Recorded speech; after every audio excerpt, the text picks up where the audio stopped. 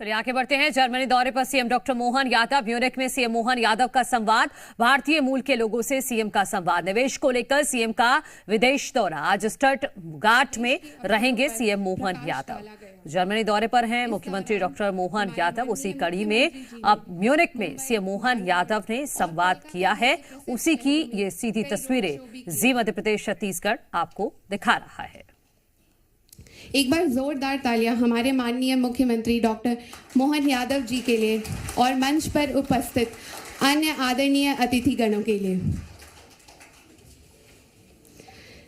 जैसा कि हमारे देश की परंपरा है, किसी भी शुभ कार्य की शुरुआत ईश्वर के नाम से होती है। अतः मैं सभी अतिथिगणों से अनुरोध करना चाहूँगी कि वे भारत माता की तस्वीर पर माल्यार्पण कर हम इस सत्र की शुरुआत करें। माननीय मुख्यमंत्री जी और अन्य अतिथिगणों से निवेदन है।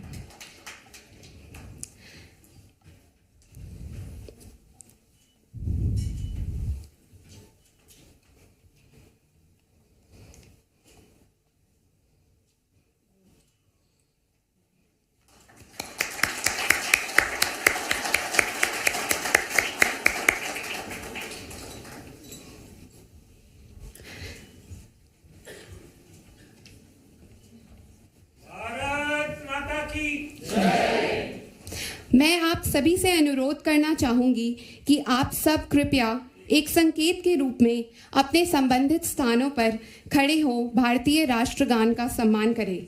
Meine Damen und Herren, als Zeichen des Respektes gegenüber der indischen Nationalanthem möchte ich Sie bitten, an Ihren jeweiligen Plätzen aufzustehen. Ladies and gentlemen, kindly stand at your respective places as a gesture of respect to the Indian national anthem. Jana Gana मन अधिनायक जय हे भारत भाग्य विधाता। पंजाब सिंध गुजरात मराठा द्राविड़ उत्कल बंगा। विंध्य हिमाचल यमुना गंगा उच्चल जलधि तरंगा। तव शुभ नामे जागे तव शुभ आशीष मांगे। गाहे तव जय गाथा जन गण मंगलदायक जय हे भारत भाग्य विधाता। जय हे जय हे जय हे जय जय जय जय हे।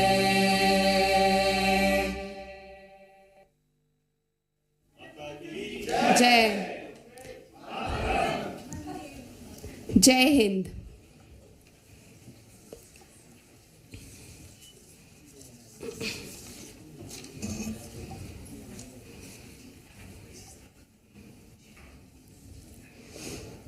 इस प्रोग्राम को आगे बढ़ाते हुए अब मैं मंच पर उपस्थित डॉक्टर संदीप नेमाड़े जी से निवेदन करना चाहूंगी कि वे हमारे माननीय मुख्यमंत्री डॉक्टर मोहन यादव जी को फूलों के गुलदस्ते के साथ सम्मानित करें।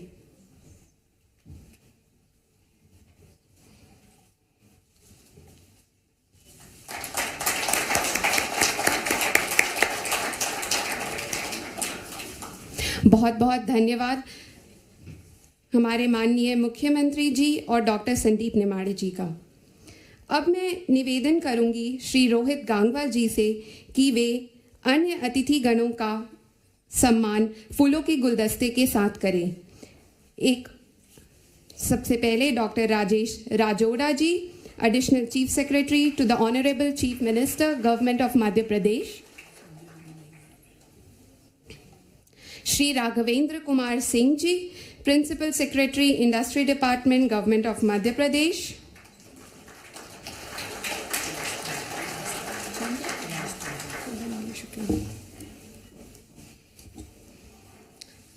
Doctor Sandeep Nemade ji, founder and director med4u.com।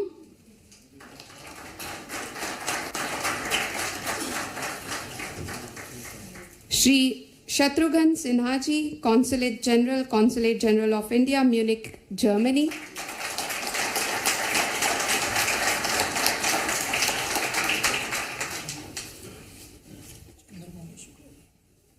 Shri Chandramouli Shukla ji, MD,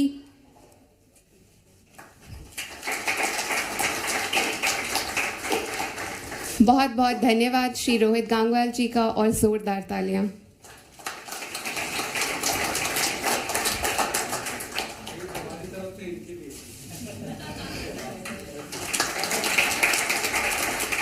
एक बार जोरदार तालियां रोहित गांगवाल जी के लिए फिर से।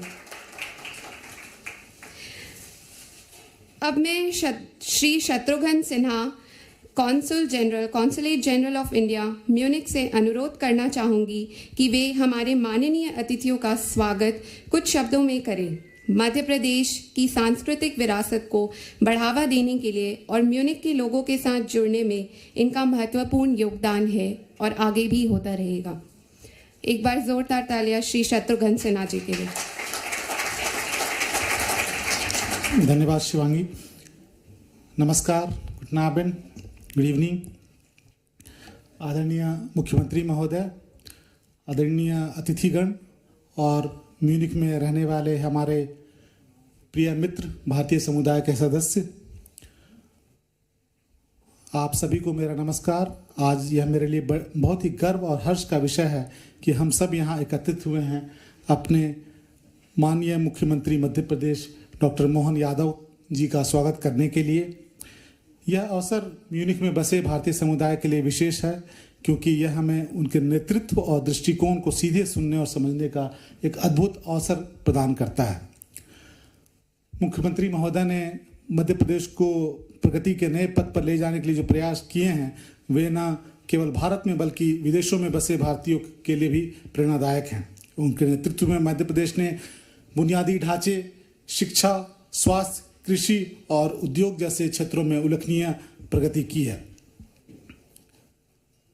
माननीय मुख्यमंत्री महोदय, मैं आपको ये बताना चाहूँगा कि म्यूनिक और इसके आसपास बसे भारतीय समुदाय ने हमेशा भारत के अपनी शिक्षा और शोध के माध्यम से जर्मनी में भारत की प्रतिष्ठा की नई ऊंचाइयों पर ले जा रहे हैं। जर्मनी और मध्य प्रदेश के बीच सहयोग की असीम संभावनाएं हैं। मैं आपको विश्वास दिलाता हूं कि माननीय मुख्यमंत्री जी के नेतृत्व में हम दोनों की साझेदारी को मजबूत करेंगे, जिसमें सस्टेनेबिलिटी, शिक्षा, कौशल विकास और औद्योगिक विकास में अभूतपूर्व प्रगति संभव होगी। जर्मनी की नवकरणीय ऊर्जा तकनीकों, विशेषकर सौर, पवन और ग्रीन हाइड्रोजन में उत्कृष्टता मध्य प्रदेश के लिए प्रभावी साबित हो सकती है। कौशल विकास में, तकनीकी ट्रांसफर में भी मध्य प्रदेश के साथ संबंध साझा करने से मध्य प्रदेश को भी जहां एक और अधिक शक्तिशाली राज्य बनने में भूमिका निर्वहन होगी, वहीं सांस्कृतिक संपदा को एक वीडियो के माध्यम से दिखाना चाहेंगे।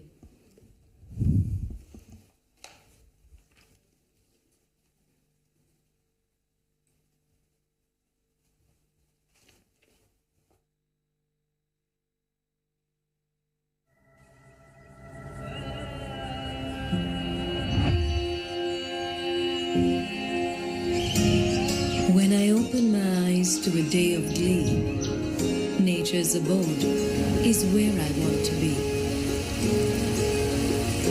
Enchanted by its scenic charms, I desire to bask in its blissful arms.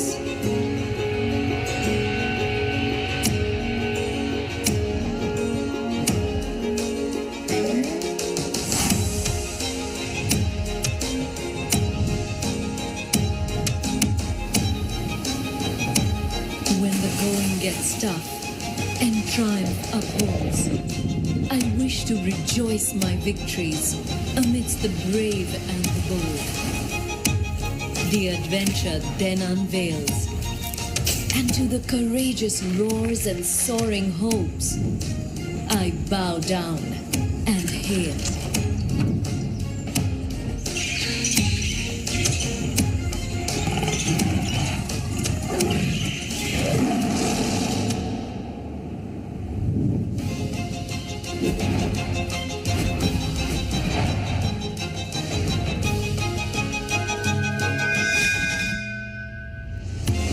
the times when the spirit is at peace.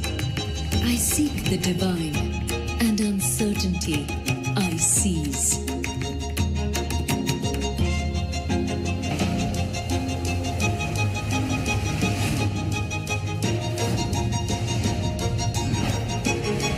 Purity.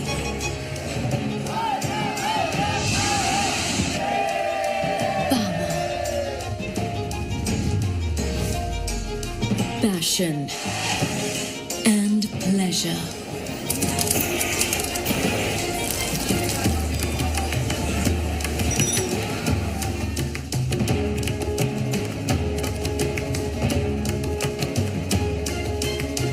The feelings that reside within are all I want to treasure. Beauty, adventure, peace and culture are my inner call. थोड़ा कल्पना कीजिए only imagination फिर बोलते समझ गए तो art नहीं समझे तो मॉडर्न आर्ट आप लोग घूम रहे भेड़ा खा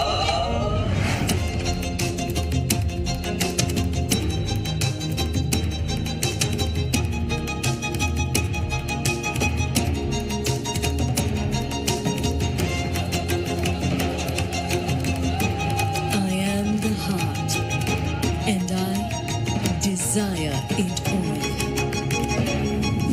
मध्य प्रदेश, सब कुछ जो दिल चाहे.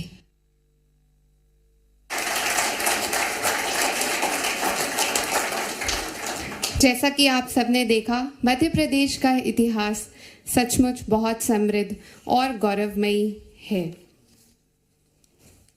हमें मध्य प्रदेश की अद्भुत राज्य की समृद्धि और संस्कृति पर गर्व है और आज इस राज्य की विकास को देखकर हम सब बहुत गर्वान्वित महसूस कर रहे हैं.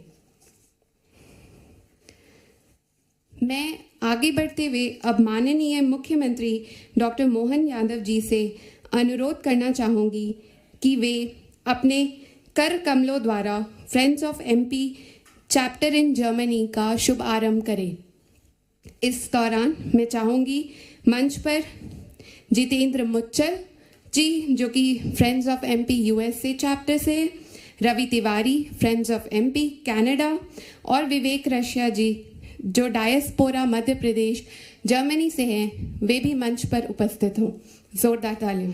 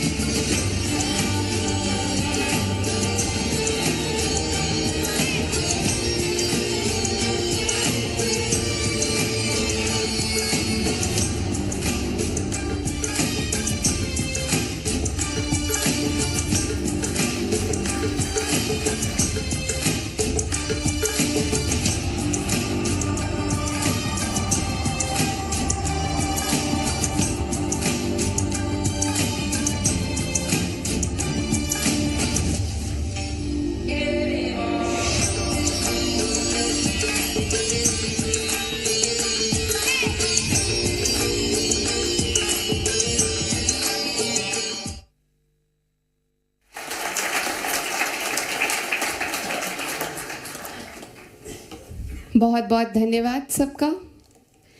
मैं जितेंद्र मुच्चल जी से अनुरोध करना चाहूँगी कि वे फ्रेंड्स ऑफ एमपी के बारे में कुछ संक्षेप में हमें फिर से बताएं. आदरणीय मुख्यमंत्री जी और मंच पर उपस्थित सभी सम्मान्यगण और आप सभी, आज यहाँ पे फ्रेंड्स ऑफ एमपी के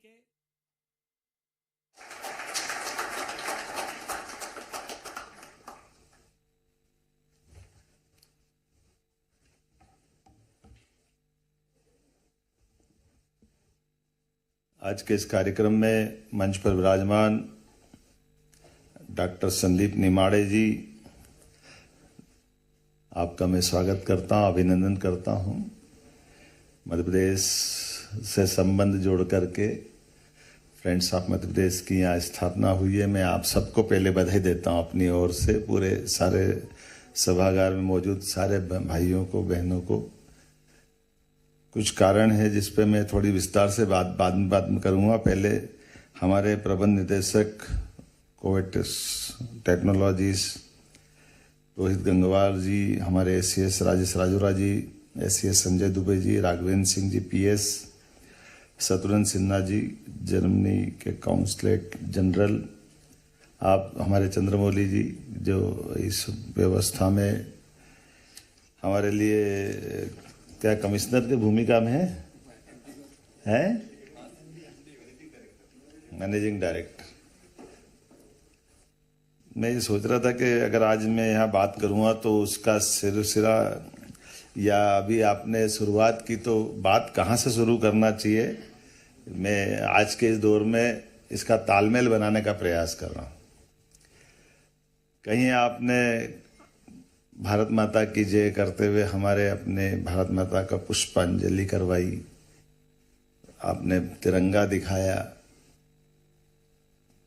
और ये जो हमारी अपनी यहाँ की 2 लाख से ज़्यादा भारतीय मूलों के आधार पर जर्मनी का एक हिस्सा बन गए हम सब लोग, तो वो भारतीय संस्कृति के साथ आपके जो अंदर के भाव है उसका ये सारी चीज़ों से मैं तालमेल जोड़ने का प्रयास कर रहा था कि ये क्या हो सकता है, क्या कारण है। जैसे मेरे मन में आ रहा था कि आपने भी भारतीय झंडा देखा होगा और भारतीय झंडे में बीच में एक चक्र बना रहता है। थोड़ा बात कर ले, चलेगा ना? अच्छा लगेगा? तो ये जो चक्र बना है, इस चक्र की क्या विशेषता है, ये चक्र कहाँ से आया, और इस चक्र में है तो उसकी कलियां कितनी है, वो अगर अंदर उसकी कुछ गिनती विनती है क्या? तो 24 ही क्यों है, 23 क्यों नहीं है, 25 क्यों नहीं है? ये भी तो कारण हो सकता है, कोई तो कारण होगा। क्या?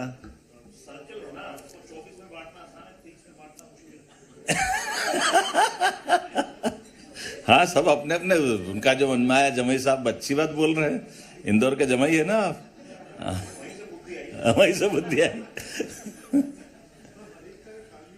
है।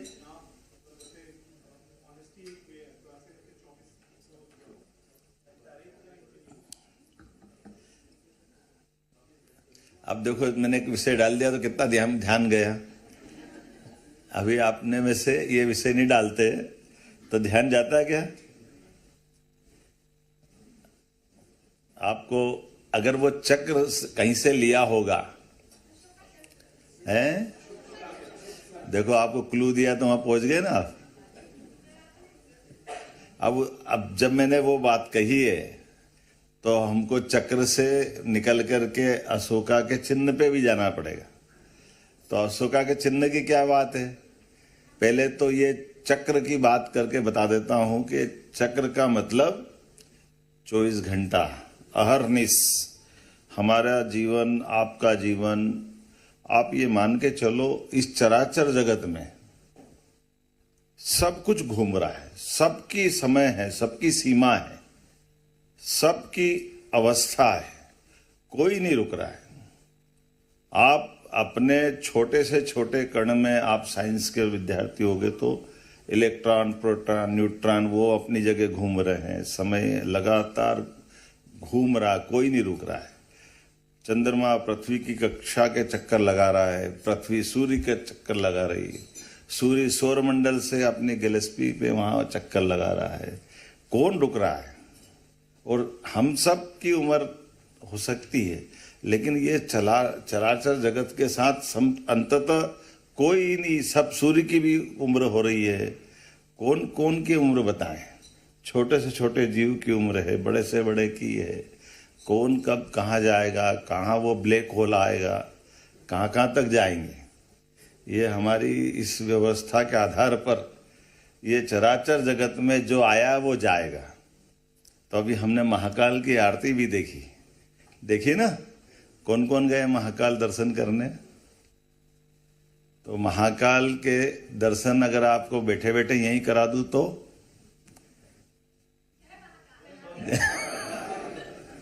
कैसे कराएंगे? और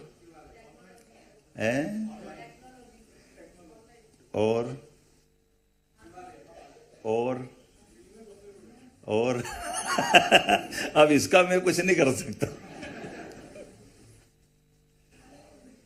भाई, आप इसको इस रूप में समझो। हम अपने, जैसे मैंने वो 24 घंटे का हिस्सा बताया ना, ऐसे ये जो घूमने की गति बताई, और हर एक की गति किसी न किसी से बंधी हुई है। इसका कैलकुलेशन है। कोई कहता है हम, अगर कोई अपने में से कई बार हमारी कल्चर से जोड़कर बात करेंगे तो वो कहेगा कि हम अपने पंचांग से जोड़ के चलते हैं। आपको मालूम है ना, ये जो हमारी घड़ी चलती है काहे से चलती है? काहे से चल रही है? घड़ी जो चल रही है, ये मशीन मत देखो, ये समय की गणना काहे से हो रही है? घटीपल कहां से आ रहा है? शास्त्र में क्या क्या घुसा हुआ है?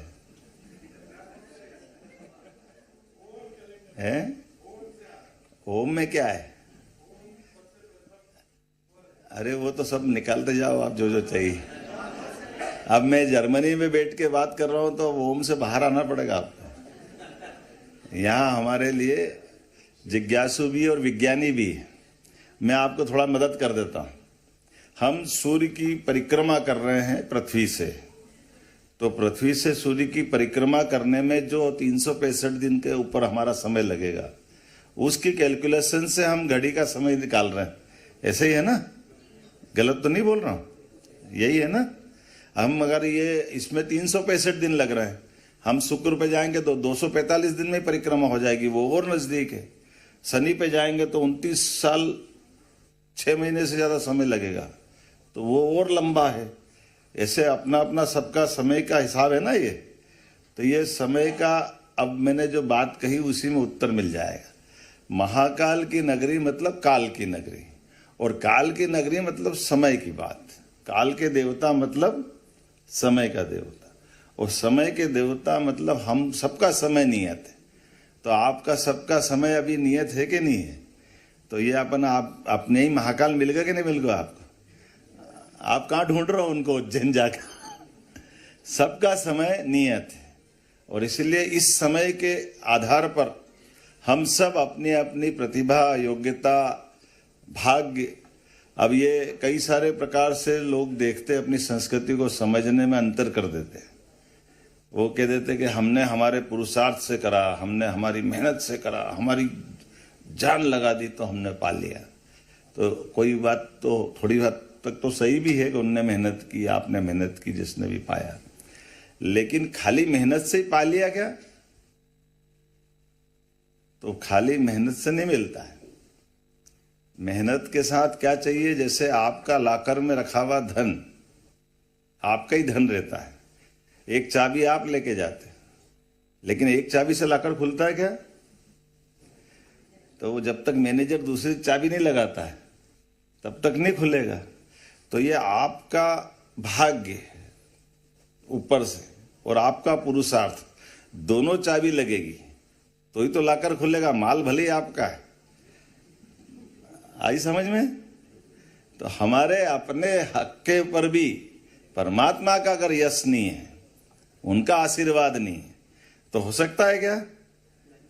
तो हमारे अपने हाथ में परमात्मा ने यश दिया।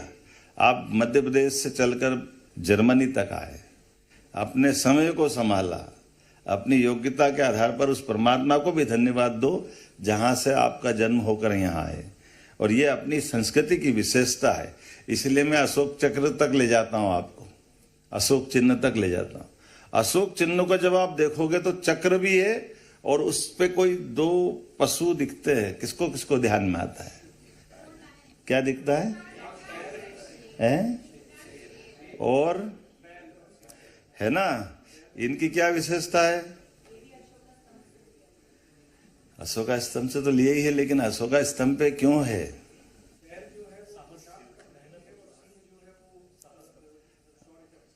है ना, ये तो पुरुषार्थ भी हो गया और शौर्य भी हो गया। लेकिन इनके पीछे और एक बात है कि हमारे यहाँ समानता का अवसर दे रहे हैं इस प्रकृति में। ये हमारी उस संस्कृति से जुड़ा हुआ चिन्ह है। एक घाट पे दोनों पानी पीते दिखाई देते हैं। ये जो परमात्मा की लीला है, आपको सबको ध्यान में होगा, मध्य प्रदेश में टाइगर बहुत है ना। तो अभी वो दहाड़ रहा था नहीं, रोंगटे खड़े हो जाते हैं। तो ये टाइगर या बाकी चीजें भी आप देखना कि परमात्मा ने जो हमको दिया है, उस देने में सबका स्व अनुशासन कितना जबरदस्त काम आता है। कभी आप टाइगर के जीवन की उस पक्ष को भी देखना कि टाइगर अगर शिकार कर रहा है और मान लो हिरण का झुंड जा रहा है, 100 हिरण जा रहे हैं या 25 हिरण जा रहा है, 25 हिरण में बच्चे, बूढ़े, जवान सब दौड़ रहे हैं, तो आप अपने दिमाग से उत्तर बताना कि सबसे उसमें बूढ़ा भी है, बीमार भी है, बच्चा भी है, बड़ा भी है, जवान भी है। तो शिकार करने जब शेर या टाइगर जाएगा तो किसको पकड़ेगा सबसे पहले?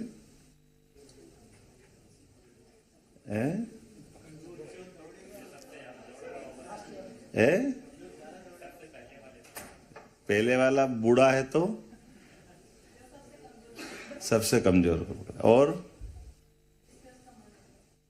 ये बड़ा संकट वाला है। खोल के बताओ, हमको मालूम नहीं आपने मन कहां जोड़ा है।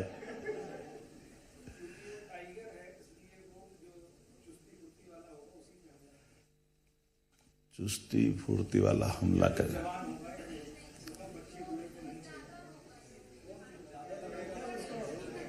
क्या क्या हाथ जरा खड़ा करके बता, पता ही नहीं चल रहा है? जो शिकार मोटा ताजा होगा। अब है क्या? धीरे भी चलेगा। आपने दोनों बात कर दी। दिन और रात एक साथ हो सकता है क्या? या तो पहले वाला उत्तर सही या बाद वाला सही। अब डाउट में हो गया आप। अरे भाई देखो, बहुत सरल बात है।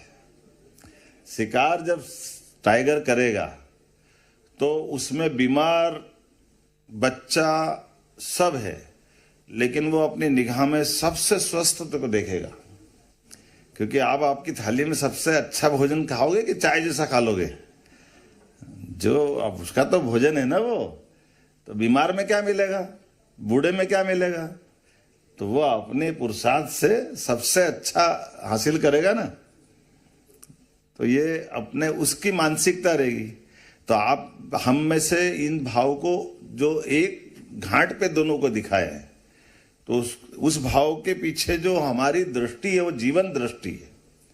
उस जीवन दृष्टि में लेकिन उससे सीखने वाली बात ये है कि शेर ने, टाइगर ने कोई शिकार करा, सबसे स्वस्थ भी करा, पर जब तक वो 2-4 दिन 5 दिन में उसको खत्म नहीं करेगा, वो दूसरा शिकार नहीं करता।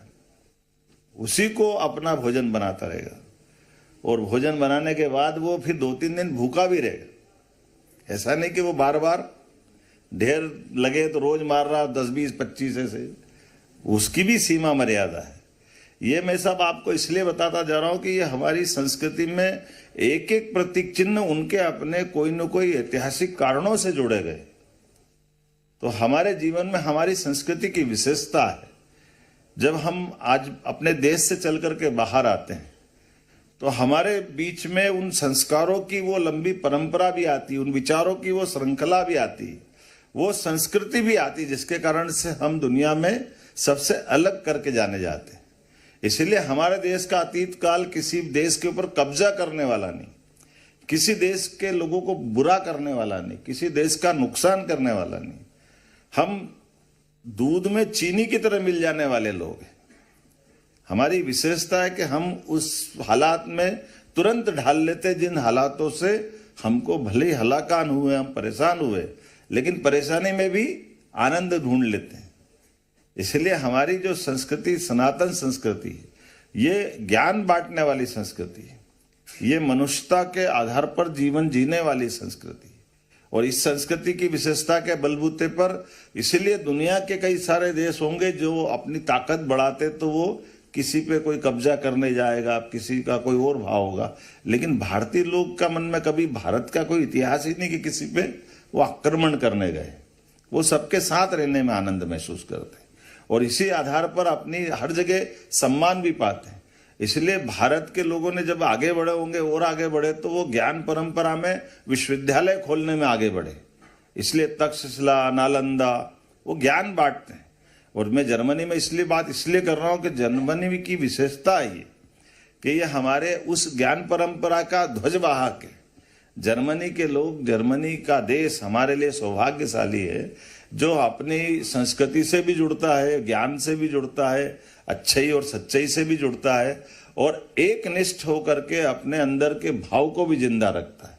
मैं आज के इस अवसर पर, चूंकि आपने यहाँ फ्रेंड्स ऑफ एमपी का अपना एक बैनर से अपना ये समूह बनाया है, तो यद्यपि मैं मध्य प्रदेश से आता हूँ लेकिन मैंने पूरे देश की बात का निचोड़ निकाल के बात कही।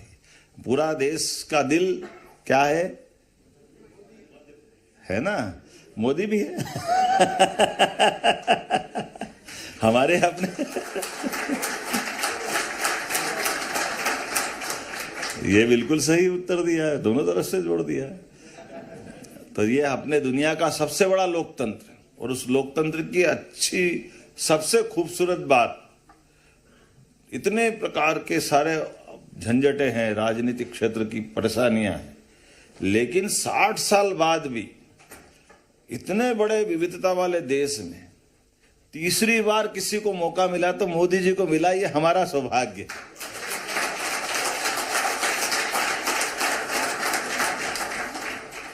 कहाँ, और वो एक बार और मिला है प्रथम प्रधानमंत्री जवाहरलाल नेहरू जी को, इसमें कोई शंका नहीं। लेकिन उनको ऐसे भी जोड़ सकते हो कि जब हमारा दोबारा से संविधान लागू हुआ उसके बाद के अवसर गिनोगे तो उनको तीसरी बार में थोड़ी सी कठिनाई आई थी, लेकिन मोदी जी को और मोदी जी और उनकी तुलना भी कैसे कर सकते हैं? मोदी जी के घर परिवार में कोई सांसद नहीं, कोई विधायक नहीं, कोई मंत्री नहीं, बहुत गरीब परिवार से इतनी कठिनाइयों के बीच, लेकिन ये लोकतंत्र की खूबसूरती के सबसे बड़े प्रमाण है मोदी जी कि जनता गरीब से गरीब आदमी को भी सबसे बड़ी ताकत देती है। ये भारत का लोकतंत्र है और ये हमारे लिए गौरव करने वाली बात। तो लोकतांत्रिक देशों के अंदर ये बातें होना ये भी अपने लिए सौभाग्य की बात है। और उससे बड़ी बात और कब बढ़ जाती है जब मोदी जी की नीतियां भी हमको दिखाई दे रही है। रूस, यूक्रेन दोनों लड़ रहे हैं सालों से, लेकिन जब हमारे मोदी जी रूस भी जाते हैं तो हाथ फैला करके वहां का राष्ट्रपति उनको गले लगा के स्वागत करता है और दूसरे के यहाँ जाते वो भी यही करता है। ये है भारत और ये भारत की विशेषता, ये भारत की ताकत है जिसके भरोसे से हम अपने देश की अच्छाई को बांटते हैं। तो मैंने आपसे कहा कि वो एक घाट पे दोनों पानी पी रहे हैं, ये पानी भी पीते दिख रहे और पानी पिलाते भी दिख रहे हैं, आगे समझ में। और वो चक्र भी हो रहा कि ये चक्र लगातार चल रहा है, इसलिए भारत की प्रगति लगातार बढ़ रही है, इसमें कोई संशय नहीं। और हमारे लोग भी दूध में शक्कर की तरह अपनी पहचान बना रहे हैं। इसलिए जर्मन के अंदर इतने बड़े संख्या में हमारी जो 35,000 तो छात्र यहाँ अपनी योगदान देने के लिए अपना शिक्षा ग्रहण करते करते यहाँ अपना स्थान बना रहे हैं। मैं भी आज इसी भाव से आया था कि आप सबको प्रणाम भी कर लूं, आप सबसे मिलकर आनंद के साथ कुछ पल अपने इस ढंग से गुजारें, क्योंकि दिन भर हमने व्यावसायिक रूप से अलग ढंग से राज्य को आगे बढ़ाने के लिए जर्मन के हमारे निवेशकों के साथ और हमारी अपनी अच्छाइयों के साथ एक दूसरे से बात करते हुए वो मौके भी ढूंढ रहे हैं। लेकिन केवल हम धन कमाने वाले लोगों में से भारत की पहचान नहीं है, ये भारत की विशेषता है। इसलिए हमारा कोई भी कार्यक्रम होगा तो ये पुष्प के साथ भगवान को पुष्प चढ़ाते हैं। इस पुष्प में भी संकेत छिपा हुआ है। वो दीप प्रज्वलित कराते हैं, दीप में भी संकेत है। पुष्प का जिंदगी कली से फूल बनना और फूल बन के बिखर जाना, ये उसका जीवन है। हमारे सबके जीवन में उससे संकेत छिपा है। इस चराचर जगत में एक सूर्य से हम सबकी जिंदगी है, इसलिए हमारा दीप प्रज्वलन से अपने प्रत्येक कार्यक्रम के लिए सूर्य के प्रतीक के नाते से दीप प्रज्वलन करते हैं। ये हमारी संस्कृति, जिसके भरोसे से हमारा सबका जीवन जो चराचर जगत के नाम पर जिनके लिए है, उनके नाम पे समर्पित होना चाहिए। और मैं आज के इस अवसर पर, चूंकि यहाँ हम जिस ढंग से अपने इस विषय को लेकर के आए हैं, एक तरह से आप सबने भी जो प्रतिसाद दिया है, हड्डियां भी कपा दे ऐसी ठंड में हमारे बहादुर क्या दम मार रहे हैं, देख के आनंद आ गया है। ऐसा लगता ही नहीं कि यहाँ हम कभी भारत में कभी कल्पना कर सकते हैं। मध्य प्रदेश में बरसात में भी कभी 2 दिन बादल से सूर्य देवता के दर्शन नहीं हो तो नींद नहीं आती। ये कौन सा काम, कहाँ आ गए अपन। और 15-16 डिग्री में भी अपने को वहाँ ठंड लगती है, यहाँ 2 डिग्री से अंदर जाओ तो भी लग रहा है कि कौन सी दुनिया में आ गए। कैसे जल्दी बदल लिया अपनी बॉडी का, अपने अंदर का ये जो आपकी जिजीविसा है, ये जो आपके अंदर की अपनी क्षमता योग्यता है, ये वाकई में हल्दी का कमाल है। किचन की अपनी ताकत है, हमारी रसोई का मजा है जो जगह जगह मिल रही है। क्या क्या बनाया हमारे ऋषि मुनियों ने भी, कैसी कैसी व्यवस्था खड़ी कर दी, पता ही नहीं चल रहा है। हल्दी क्यों डलती है हमको मालूम पड़ रही है, हल्दी इसलिए डलती है। हल्दी का भी जोरदार संयोग है। हल्दी डलती है सब्जी में और हल्दी लगती शरीर पे। हल्दी का असर 2 ही जगह दिखता है। एक बार परिवार का संस्कार हुआ तो हमारे विवाह संस्कार का, जीवन भर का साथ रहने का ये जो अपना संस्कार है परमात्मा की दया से। और मैं आज के इस अवसर पर, वैसे तो मैं समझ नहीं पा रहा हूँ कि मेरे को क्या बोलना चाहिए, लेकिन जो मेरे को मन में आया मैं लगातार आपके बीच में बोल रहा हूँ। बोलने में बस आपको 2 ही बात और कह रहा हूँ कि जो हमारे अपने अच्छे ही लेकर के हम यहाँ आए, जो विश्वास इस देश के लोग कर रहे हैं, उस विश्वास को भी आप बनाए रखें। उस विश्वास को कभी नहीं तोड़े अपने कोई काम और कोई कदम से भी। लेकिन एक बात और भी है कि समय सबका नियत है, इसलिए यहाँ भी आगे बढ़े और जड़ों को भी मत भूलें, वहाँ भी बढ़ाने का मौका ढूंढे। जो जो काम मिल जाए, जैसे जैसे मिल जाए। मध्य प्रदेश भी आपको बुलाता है, इसलिए माननीय मोदी जी ने जो कहा कि चलो भारत की ओर, तो वो भारत की ओर नहीं बुला रहे हैं, वो भारत की संस्कृति से आपको जोड़ रहे हैं। और परमात्मा करे आप इतने सामर्थ्यशाली हो कि अपने सभी प्रकार के कामों को अपनी क्षमता, योग्यता, भावना, पुरुषार्थ, प्रारब्ध सब में सफल होकर के मध्य प्रदेश के अंदर भी सभी सेक्टर में। अब कितने अच्छे प्रकार के हमारा प्रेजेंटेशन हुआ, मैं आज उसको दोहराना नहीं चाहूँगा। ये हमारे संजय दुबे जी आईटी का जब बताते हैं तो देसी गणित से इतना बढ़िया बताते हैं। आप 100 रुपये लगाओ तो 40 रुपये आपको वैसी सरकार लौटा रही है। अब ये देखो, पहले दिन धंधा करो तो इतना बढ़िया कौन सा धंधा है। आपने अगर कहा कि 40 रुपया तो आपको पहले दिन मिल गया, मुझे नहीं मालूम कि यहाँ जल्दी मिलता होगा, लेकिन वहां की गारंटी दे रहा हूं। इसी प्रकार से इन्होंने कहा कि इंडस्ट्री में आओ तो आप 100 करोड़ का कन्वोकेशन लाओ तो उसमें भी 40 करोड़ की सब्सिडी मिल जाती है। तो ये मध्य प्रदेश में जो बदलाव आ रहा है एनर्जी सेक्टर में, आप यहाँ भी काम कर सकते हो, वहां भी लगा सकते हो। आप इंडस्ट्री लगाओगे तो इंडस्ट्री की बिजली भी आप अपने इसमें लगा सकते हो। कहाँ कहाँ कितने प्रकार। आपने हेल्थ की बात कही, आपकी जानकारी के लिए बताऊं डॉक्टर साहब, 15 साल हो गया अभी आप यहाँ पे। अब हमारे यहाँ पे 55 साल में मध्य प्रदेश में मेडिकल कॉलेज 1956 में मध्य प्रदेश बना था, लेकिन 2003-04 तक आते आते तक हमारे कुल 5 मेडिकल कॉलेज अपने पास थे। छत्तीसगढ़ अलग हो गया तो रायपुर चला गया, नहीं तो 6 थे, पर वो राज्य अलग हो गया।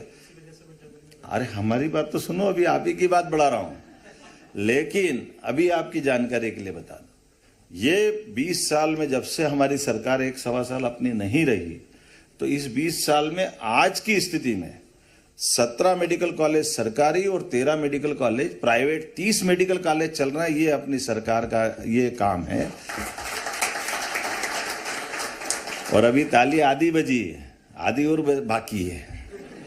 ये हमने इस पूरे घटनाक्रम को फिलअप करने में जो टाइम लिया है ये 20 साल पे, लेकिन अब जो हमारी नींव भर गई तो ऊपर की बिल्डिंग कैसे बनेगी, इसी 1 साल के अंदर जो हमारे पास 5 सरकारी थे, 12 हमने 20 साल में बनाए। लेकिन अभी इसी साल में हमने 12 का पीपीपी मॉडल पे टेंडर कर दिया है। एक साल में ये 12 मेडिकल कॉलेज अलग जुड़ जाएंगे। तो ये अपना ये प्रोग्रेस है। ये हमारे पाइपलाइन में, अर्थात मतलब 2 साल के अंदर 50 मेडिकल कॉलेज हमारे हो जाएंगे। तो ये 2 साल के अंदर 20 बाकी आपको साथ जुड़ा। और अपना कोशिश है केवल मेडिकल कॉलेज नहीं, प्रत्येक सेक्टर में हमने कहा कि हमारे जो हॉस्पिटल है 400 से बड़ी क्षमता के, और आप जैसा डिग्रीधारी कोई डॉक्टर आता है वो अपनी आर्थिक बाकी निश्चिंतता विभाग को करा दे, तो हमने कहा हमारा हॉस्पिटल आप चलाइए, इसके आधार पर आप मेडिकल कॉलेज की परमिशन लाइए, हम आपको उसकी परमिशन देते हैं ताकि आप प्रैक्टिस कराओगे। बाद में जब 3-4 साल बाद आपका मेडिकल कॉलेज बन जाए तो जब 400 से ऊपर का हॉस्पिटल चाहिए तो आप अपना हॉस्पिटल खोल लो। 8-10 साल तक आप हॉस्पिटल चलाओ, आप चलाओ तो चलाओ, नहीं चलाओ तो वापस दे दो, हम दूसरे को मेडिकल कॉलेज खुलवा देंगे, आप अपना अलग चलाते रहना। ये इस व्यवस्था के पीछे भाव इतना ही है कि जिन हॉस्पिटल के अंदर सभी प्रकार के विशेषज्ञ डॉक्टरों की जो जरूरत होती है, मैं मान के चलता हूँ मेडिकल कॉलेज खोलते ही वो सभी के विशेषज्ञ हमको लाना पड़ते हैं, तो अपने आप हर जगह वो विशेषज्ञ मिल जाएंगे। आज हमारे 2003 में जो मेडिकल सीट की संख्या थी वो केवल 500 के आसपास थी। आज की स्थिति में 30 मेडिकल कॉलेज में हमारे 580 सीट यूजी की हो गई है। ये आज का मध्य प्रदेश है। और ये 2 साल के अंदर 10,000 सीट हमारे बच्चों की होगी। 10,000 मेडिकल डॉक्टर अपने मध्य प्रदेश से 1 साल में एडमिशन लेंगे। ये हमारा ये जो समय जो बन रहा है, जो आपने आगे कही है, ऐसे कई देशों के अंदर हमारी बच्चों की अगर वो डॉक्टर बन के आते हैं तो जर्मनी में चलेगा कि नहीं चलेगा भाई? हैं? तो आपने हमारे दक्षता के साथ लोगों को भेजना, क्योंकि हमारा, जैसे मैंने प्रारंभ में कहा कि हमारा तो भाव ही सबकी सेवा करने का है, और इससे अच्छी बात कौन सी हो सकती। और केवल ये नहीं, इसी प्रकार से सभी सेक्टर में, और यशस्वी प्रधानमंत्री ने तो और आगे बढ़ करके नई शिक्षा नीति लागू कर दी। थोड़ी सी बात उसके बारे में बताऊंगा। आपके यहाँ से जब आप आए होंगे BA, BCom, BSc, इस दायरे के अंदर हम पढ़ के आए होंगे। अब हमने 2020 के बाद शिक्षा नीति में परिवर्तन करते हुए ये सारे दायरे तोड़ दिए कि BA, BCom, BSc के बजाय हम अपने एक बच्चा अगर एक कोर्स इसी में कर लेगा, एक कोर्स 2 साल बाद भी करेगा तो भी उसको डिग्री देंगे। दादाजी, पिताजी और पोता तीनों पढ़ने आएगा तो तीनों को एडमिशन दे देंगे, इसमें कोई मना नहीं। हमारी तरफ से पढ़ने के लिए एक साथ डबल डिग्री भी पढ़ना हो तो डबल डिग्री भी दे देंगे। सरकारी कॉलेजों के अंदर PM एक्सीलेंस कॉलेज में बस की सेवा से विद्यार्थी आएगा जाएगा, ये व्यवस्था भी मध्य प्रदेश सरकार ने लागू कर दी कि हमारे बच्चों को ये सुविधा क्यों नहीं मिलना चाहिए। तो ये आप अपने ही महाकाल मिल गए कि नहीं मिल गए आपको? आप कहाँ ढूंढ रहे हो उनको? उज्जैन जाकर। सबका समय नियत है, और इसलिए इस समय के आधार पर हम सब अपनी अपनी प्रतिभा, योग्यता, भाग्य, अब ये कई सारे प्रकार से लोग देखते अपनी संस्कृति को समझने में अंतर कर देते हैं। वो कह देते कि हमने हमारे पुरुषार्थ से करा, हमने हमारी मेहनत से करा, हमारी जान लगा दी तो हमने पा लिया। तो कोई बात तो थोड़ी हद तक तो सही भी है कि उनने मेहनत की, आपने मेहनत की, जिसने भी पाया, लेकिन खाली मेहनत से ही पा लिया क्या? तो खाली मेहनत से नहीं मिलता है। मेहनत के साथ क्या चाहिए? जैसे आपका लॉकर में रखा हुआ धन आपका ही धन रहता है, एक चाबी आप लेके जाते, लेकिन एक चाबी से लॉकर खुलता है क्या? तो वो जब तक मैनेजर दूसरी चाबी नहीं लगाता है तब तक नहीं खुलेगा। तो ये आपका भाग्य ऊपर से और आपका पुरुषार्थ दोनों चाबी लगेगी तो ही तो लॉकर खुलेगा। माल भले ही आपका है, आई समझ में? तो हमारे अपने हक के ऊपर भी परमात्मा का अगर यश नहीं है, उनका आशीर्वाद नहीं है, तो हो सकता है क्या? तो हमारे अपने हाथ में परमात्मा ने यश दिया। आप मध्य प्रदेश से चलकर जर्मनी तक आए, अपने समय को संभाला, अपनी योग्यता के आधार पर उस परमात्मा को भी धन्यवाद दो जहां से आपका जन्म होकर यहाँ आए।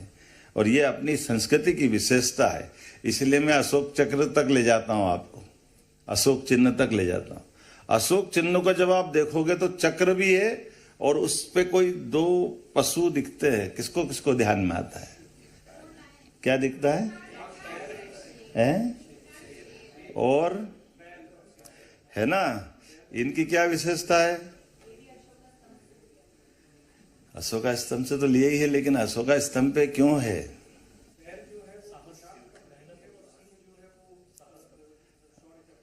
है ना, ये तो पुरुषार्थ भी हो गया और शौर्य भी हो गया। लेकिन इनके पीछे और एक बात है कि हमारे यहाँ समानता का अवसर दे रहे हैं इस प्रकृति में। ये हमारी उस संस्कृति से जुड़ा हुआ चिन्ह है। एक घाट पे दोनों पानी पीते दिखाई देते हैं। ये जो परमात्मा की लीला है, आपको सबको ध्यान में होगा, मध्य प्रदेश में टाइगर बहुत है ना। तो अभी वो दहाड़ रहा था नहीं, रोंगटे खड़े हो जाते हैं।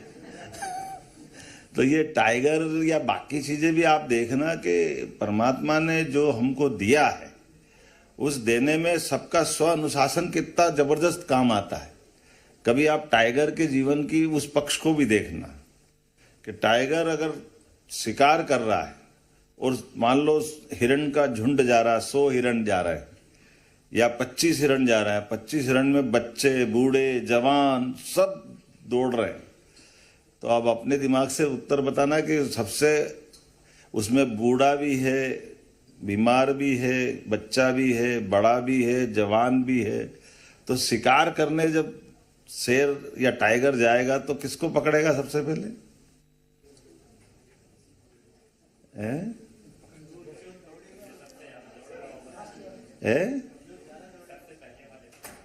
पहले वाला बूढ़ा है तो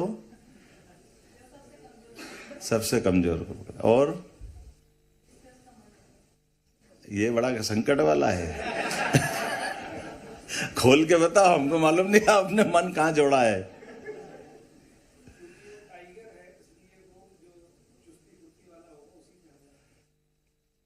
चुस्ती फुर्ती वाला हमला करे।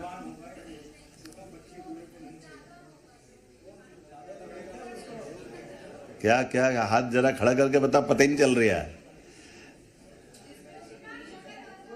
है? जो शिकार मोटा ताजा होगा। अब है क्या? धीरे भी चलेगा। आपने दोनों बात कर दी।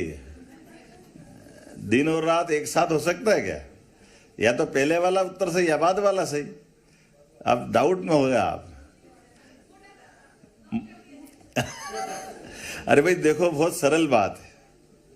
शिकार जब टाइगर करेगा तो उसमें बीमार, बच्चा सब है, लेकिन वो अपनी निगाह में सबसे स्वस्थ को देखेगा। क्योंकि आप आपकी थाली में सबसे अच्छा भोजन खाओगे कि चाय जैसा खा लोगे? जो अब उसका तो भोजन है ना वो। तो बीमार में क्या मिलेगा, बूढ़े में क्या मिलेगा? तो वो अपने पुरुषार्थ से सबसे अच्छा हासिल करेगा ना। तो ये अपने उसकी मानसिकता रहेगी। तो आप हम में से इन भाव को जो एक घाट पे दोनों को दिखाए हैं, तो उस भाव के पीछे जो हमारी दृष्टि है वो जीवन दृष्टि है। उस जीवन दृष्टि में लेकिन उससे सीखने वाली बात ये है कि शेर ने, टाइगर ने कोई शिकार करा, सबसे स्वस्थ भी करा, पर जब तक वो 2-4 दिन 5 दिन में उसको खत्म नहीं करेगा, वो दूसरा शिकार नहीं करता। उसी को अपना भोजन बनाता रहेगा और भोजन बनाने के बाद वो फिर 2-3 दिन भूखा भी रहेगा। ऐसा नहीं कि वो बार बार ढेर लगे तो रोज मार रहा 10-20-25 ऐसे। उसकी भी सीमा मर्यादा है। ये मैं सब आपको इसलिए बताता जा रहा हूं कि ये हमारी संस्कृति में एक एक प्रतीक चिन्ह उनके अपने कोई न कोई ऐतिहासिक कारणों से जोड़े गए। तो हमारे जीवन में हमारी संस्कृति की विशेषता है। जब हम आज अपने देश से चल करके बाहर आते हैं तो हमारे बीच में उन संस्कारों की वो लंबी परंपरा भी आती, उन विचारों की वो श्रृंखला भी आती, वो संस्कृति भी आती, जिसके कारण से हम दुनिया में सबसे अलग करके जाने जाते हैं। इसलिए हमारे देश का अतीत काल किसी देश के ऊपर कब्जा करने वाला नहीं, किसी देश के लोगों को बुरा करने वाला नहीं, किसी देश का नुकसान करने वाला नहीं। हम दूध में चीनी की तरह मिल जाने वाले लोग हैं। हमारी विशेषता है कि हम उस हालात में तुरंत ढाल लेते जिन हालातों से हमको भले ही हलाकान हुए, हम परेशान हुए, लेकिन परेशानी में भी आनंद ढूंढ लेते हैं। इसलिए हमारी जो संस्कृति, सनातन संस्कृति है, ये ज्ञान बांटने वाली संस्कृति है, ये मनुष्यता के आधार पर जीवन जीने वाली संस्कृति है। और इस संस्कृति की विशेषता के बलबूते पर इसलिए दुनिया के कई सारे देश होंगे जो अपनी ताकत बढ़ाते तो वो किसी पे कोई कब्जा करने जाएगा, किसी का कोई और भाव होगा, लेकिन भारतीय लोग का मन में कभी भारत का कोई इतिहास ही नहीं कि किसी पे वो आक्रमण करने गए। वो सबके साथ रहने में आनंद महसूस करते हैं और इसी आधार पर अपनी हर जगह सम्मान भी पाते हैं। इसलिए भारत के लोगों ने जब आगे बढ़े होंगे और आगे बढ़े तो वो ज्ञान परंपरा में विश्वविद्यालय खोलने में आगे बढ़े। इसलिए तक्षशिला, नालंदा, वो ज्ञान बांटते हैं। और मैं जर्मनी में इसलिए बात इसलिए कर रहा हूं कि जर्मनी की विशेषता है कि ये हमारे उस ज्ञान परंपरा का ध्वजवाहक है।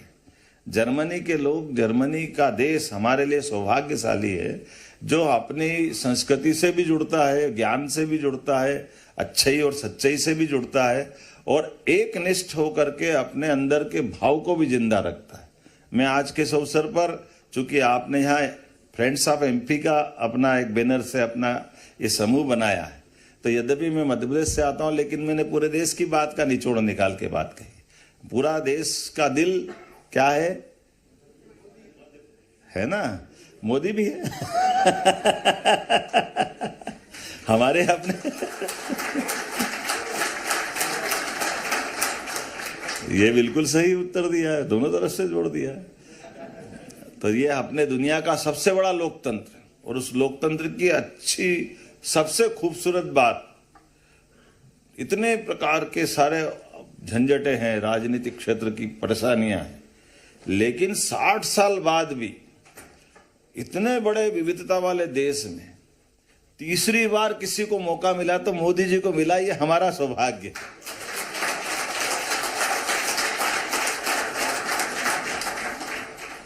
कहाँ, और वो एक बार और मिला है प्रथम प्रधानमंत्री जवाहरलाल नेहरू जी को, इसमें कोई शंका नहीं।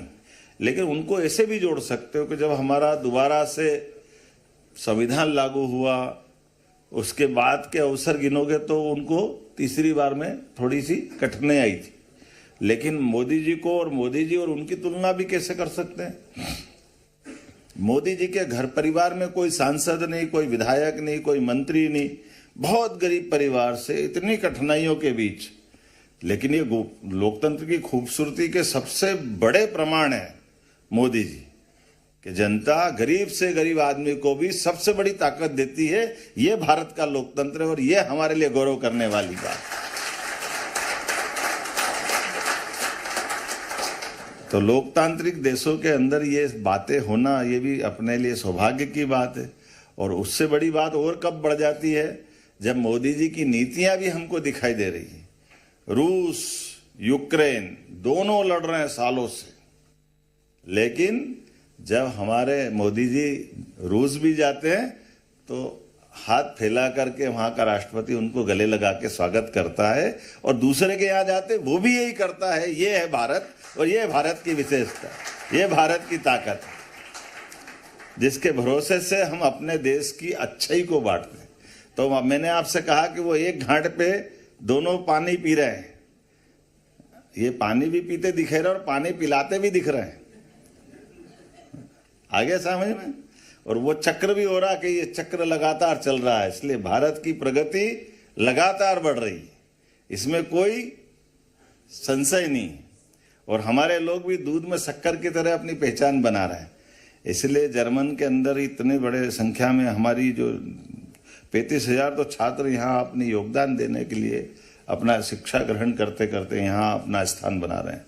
मैं भी आज इसी भाव से आया था कि आप सबको प्रणाम भी कर लूँ, आप सबसे मिलकर आनंद के साथ कुछ पल अपने इस ढंग से गुजारें, क्योंकि दिन भर हमने व्यावसायिक रूप से अलग ढंग से राज्य को आगे बढ़ाने के लिए जर्मन के हमारे निवेशकों के साथ और हमारे अपनी अच्छाइयों के साथ एक दूसरे से बात करते हुए वो मौके भी ढूंढ रहे हैं। लेकिन केवल हम धन कमाने वाले लोगों में से भारत की पहचान नहीं है, ये भारत की विशेषता है। इसलिए हमारा कोई भी कार्यक्रम होगा तो ये पुष्प के साथ भगवान को पुष्प चढ़ाते हैं, इस पुष्प में भी संकेत छिपा हुआ है। वो दीप प्रज्वलित कराते, दीप में भी संकेत है। पुष्प का जिंदगी कली से फूल बनना और फूल बन के बिखर जाना, ये उसका जीवन है। हमारे सबके जीवन में उससे संकेत छिपा है। इस चराचर जगत में एक सूर्य से हम सबकी जिंदगी है, इसलिए हमारा दीप प्रज्वलन से अपने प्रत्येक कार्यक्रम के लिए सूर्य के प्रतीक के नाते से दीप प्रज्वलन करते हैं। ये हमारी संस्कृति, जिसके भरोसे से हमारा सबका जीवन जो चराचर जगत के नाम पर जिनके लिए है, उनके नाम पे समर्पित होना चाहिए। और मैं आज के इस अवसर पर, चूंकि यहाँ हम जिस ढंग से अपने इस विषय को लेकर के आए हैं, एक तरह से आप सबने भी जो प्रतिसाद दिया है, हड्डियां भी कपा दे ऐसी ठंड में हमारे बहादुर क्या दम मार रहे हैं, देख के आनंद आ गया है। ऐसा लगता ही नहीं कि यहाँ हम कभी भारत में कभी कल्पना कर सकते हैं। मध्य प्रदेश में बरसात में भी कभी 2 दिन बादल से सूर्य देवता के दर्शन नहीं हो तो नींद नहीं आती। ये कौन सा काम, कहाँ आ गए अपन। और 15-16 डिग्री में भी अपने को वहाँ ठंड लगती है, यहाँ 2 डिग्री से अंदर जाओ तो भी लग रहा है कि कौन सी दुनिया में आ गए। कैसे जल्दी बदल लिया अपनी बॉडी का, अपने अंदर का ये जो आपकी जिजीविसा है, ये जो आपके अंदर की अपनी क्षमता योग्यता है, ये वाकई में हल्दी का कमाल है। किचन की अपनी ताकत है, हमारी रसोई का मजा है जो जगह जगह मिल रही है। क्या क्या बनाया हमारे ऋषि मुनियों ने भी, कैसी कैसी व्यवस्था खड़ी कर दी, पता ही नहीं चल रहा है। हल्दी क्यों डलती है हमको मालूम पड़ रही है, हल्दी इसलिए डलती है। हल्दी का भी जोरदार संयोग है। हल्दी डलती है सब्जी में और हल्दी लगती शरीर पे। हल्दी का असर 2 ही जगह दिखता है। एक बार परिवार का संस्कार हुआ तो हमारे विवाह संस्कार का, जीवन भर का साथ रहने का ये जो अपना संस्कार है परमात्मा की दया से। और मैं आज के इस अवसर पर, वैसे तो मैं समझ नहीं पा रहा हूँ कि मेरे को क्या बोलना चाहिए, लेकिन जो मेरे को मन में आया मैं लगातार आपके बीच में बोल रहा हूँ। बोलने में बस आपको 2 ही बात और कह रहा हूँ कि जो हमारे अपने अच्छे ही लेकर के हम यहाँ आए, जो विश्वास इस देश के लोग कर रहे हैं, उस विश्वास को भी आप बनाए रखें। उस विश्वास को कभी नहीं तोड़े अपने कोई काम और कोई कदम से भी। लेकिन एक बात और भी है कि समय सबका नियत है, इसलिए यहाँ भी आगे बढ़े और जड़ों को भी मत भूलें, वहाँ भी बढ़ाने का मौका ढूंढे। जो जो काम मिल जाए, जैसे जैसे मिल जाए, मध्य प्रदेश भी आपको बुलाता है। इसलिए माननीय मोदी जी ने जो कहा कि चलो भारत की ओर, तो वो भारत की ओर नहीं बुला रहे हैं, वो भारत की संस्कृति से आपको जोड़ रहे हैं। और परमात्मा करे आप इतने सामर्थ्यशाली हो कि अपने सभी प्रकार के कामों को अपनी क्षमता, योग्यता, भावना, पुरुषार्थ, प्रारब्ध सब में सफल होकर के मध्य प्रदेश के अंदर भी सभी सेक्टर में अब कितने अच्छे प्रकार के हमारा प्रेजेंटेशन हुआ, मैं आज उसको दोहराना नहीं चाहूँगा। ये हमारे संजय दुबे जी आईटी का जब बताते हैं तो देसी गणित से इतना बढ़िया बताते हैं। आप 100 रुपये लगाओ तो 40 रुपये आपको वैसी सरकार लौटा रही है। अब ये देखो, पहले दिन धंधा करो तो इतना बढ़िया कौन सा धंधा है। आपने अगर कहा कि 40 रुपया तो आपको पहले दिन मिल गया, मुझे नहीं मालूम कि यहाँ जल्दी मिलता होगा, लेकिन वहां की गारंटी दे रहा हूँ। इसी प्रकार से इन्होंने कहा कि इंडस्ट्री में आओ तो आप 100 करोड़ का कन्वोकेशन लाओ तो उसमें भी 40 करोड़ की सब्सिडी मिल जाती है। तो ये मध्य प्रदेश में जो बदलाव आ रहा है एनर्जी सेक्टर में, आप यहाँ भी काम कर सकते हो, वहां भी लगा सकते हो। आप इंडस्ट्री लगाओगे तो इंडस्ट्री की बिजली भी आप अपने इसमें लगा सकते हो। कहाँ कहाँ कितने प्रकार, आपने हेल्थ की बात कही, आपकी जानकारी के लिए बताऊं डॉक्टर साहब, 15 साल होगा अभी आप यहाँ पे। अब हमारे यहाँ पे 55 साल में मध्य प्रदेश में मेडिकल कॉलेज 1956 में मध्य प्रदेश बना था, लेकिन 2003-04 तक आते आते तक हमारे कुल 5 मेडिकल कॉलेज अपने पास थे। छत्तीसगढ़ अलग हो गया तो रायपुर चला गया, नहीं तो 6 थे, पर वो राज्य अलग हो गया। अरे हमारी बात तो सुनो, अभी आप ही की बात बढ़ा रहा हूं।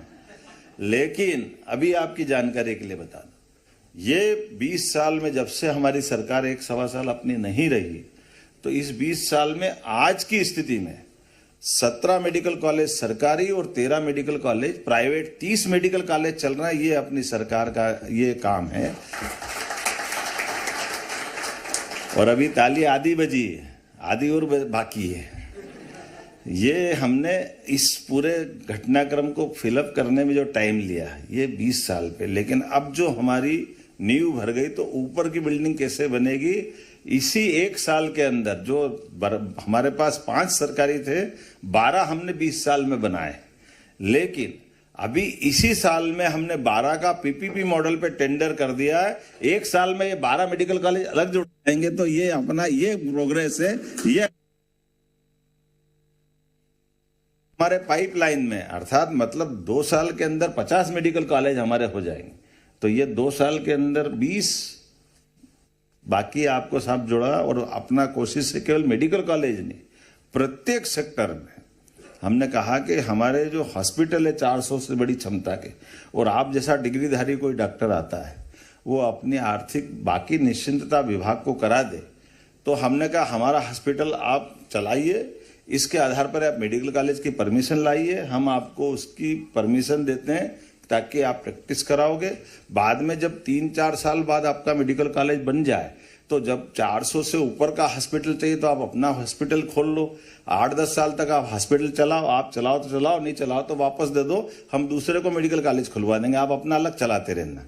ये इस व्यवस्था के पीछे भाव इतना ही है कि जिन हॉस्पिटल के अंदर सभी प्रकार के विशेषज्ञ डॉक्टरों की जो जरूरत होती है, मैं मान के चलता हूँ मेडिकल कॉलेज खोलते ही वो सभी के विशेषज्ञ हमको लाना पड़ते हैं, तो अपने आप हर जगह वो विशेषज्ञ मिल जाएंगे।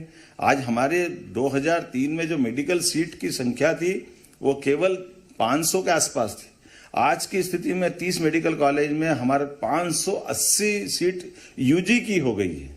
ये आज का मध्य प्रदेश है। और ये 2 साल के अंदर 10,000 सीट हमारे बच्चों की होगी। 10,000 मेडिकल डॉक्टर अपने मध्य प्रदेश से 1 साल में एडमिशन लेंगे। ये हमारा ये जो समय जो बन रहा है, जो आपने आगे कही है, ऐसे कई देशों के अंदर हमारी बच्चों की अगर वो डॉक्टर बन के आते हैं तो जर्मनी में चलेगा कि नहीं चलेगा भाई? हैं? तो आपने हमारे दक्षता के साथ लोगों को भेजना, क्योंकि हमारा, जैसे मैंने प्रारंभ में कहा कि हमारा तो भाव ही सबकी सेवा करने का है, और इससे अच्छी बात कौन सी हो सकती। और केवल ये नहीं, इसी प्रकार से सभी सेक्टर में, और यशस्वी प्रधानमंत्री ने तो और आगे बढ़ करके नई शिक्षा नीति लागू कर दी। थोड़ी सी बात उसके बारे में बताऊंगा। आपके यहाँ से जब आप आए होंगे बीए, बीकॉम, बीएससी, इस दायरे के अंदर हम पढ़ के आए होंगे। अब हमने 2020 के बाद शिक्षा नीति में परिवर्तन करते हुए ये सारे दायरे तोड़ दिए हैं कि बीए, बीकॉम, बीएससी के बजाय हम अपने एक बच्चा अगर एक कोर्स इसी में कर लेगा, एक कोर्स 2 साल बाद भी करेगा तो भी उसको डिग्री देंगे।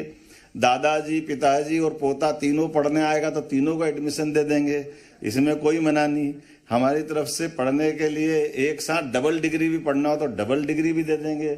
सरकारी कॉलेजों के अंदर पीएम एक्सीलेंस कॉलेज में बस की सेवा से विद्यार्थी आएगा जाएगा, ये व्यवस्था भी मध्य प्रदेश सरकार ने लागू कर दी कि हमारे बच्चों को ये सुविधा क्यों नहीं मिलना चाहिए। जब मध्य प्रदेश आगे बढ़ रहा तो ये सब होना चाहिए कि नहीं होना चाहिए।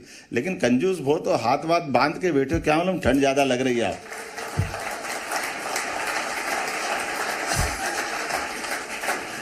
मैं अपनी बात कह रहा हूं और बहुत सारी कह सकता हूं, लेकिन मुझे लगता है कि आज इतना ही कहना पर्याप्त है। ये जो हमारा फ्रेंड साहब एमपी जी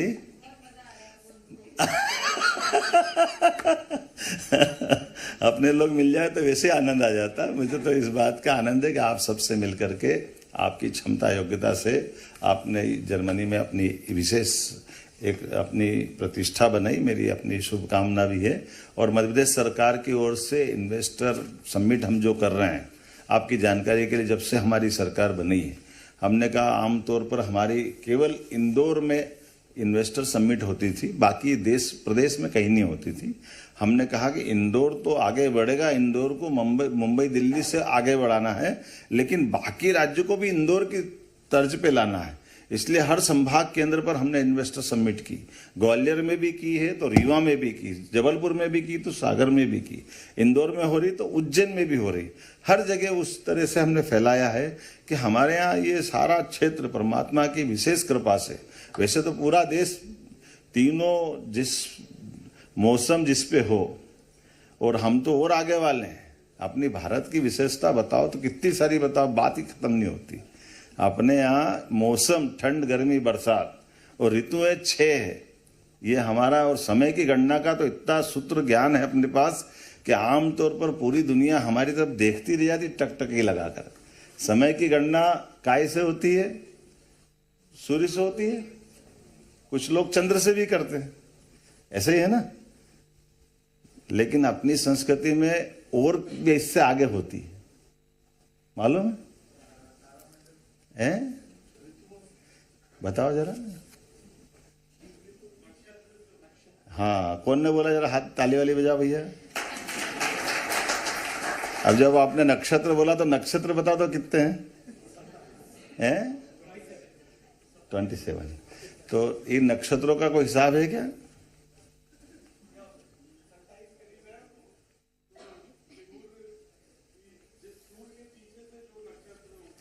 हाँ, नहीं, बहुत अच्छा। मैं आपके लिए ताली वाली बजा, बहुत बढ़िया, आनंद आया ना। लेकिन ये नक्षत्रों की कोई गणना है क्या साल में?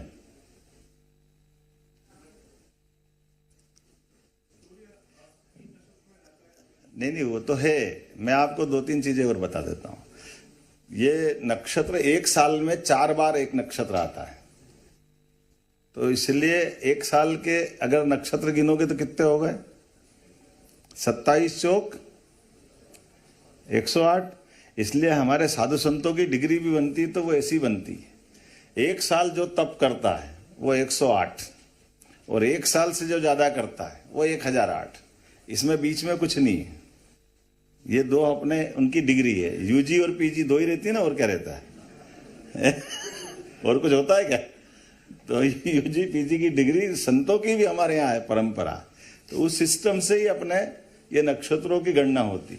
लेकिन आज के इस अवसर पर इसलिए आपने ध्यान देना कि हमारे यहाँ सूर्य ग्रहण चंद्र ग्रहण निकालना है, तो हमारे वो पंचांग से, चूंकि हम सूर्य चंद्र से गिनती नहीं करते, नक्षत्रों से गिनती करते, और नक्षत्रों की गिनती के आधार पर आज से 1000 साल पहले भी सूर्य ग्रहण कब हुआ होगा 10 मिनट में पंडित जी निकाल देते हैं।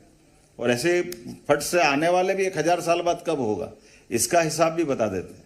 अपने यहाँ ये कुंभ मेला आता है, जब कुंभ में बात करेंगे, हरिद्वार का अभी प्रयाग का जनवरी से चालू होने वाला है।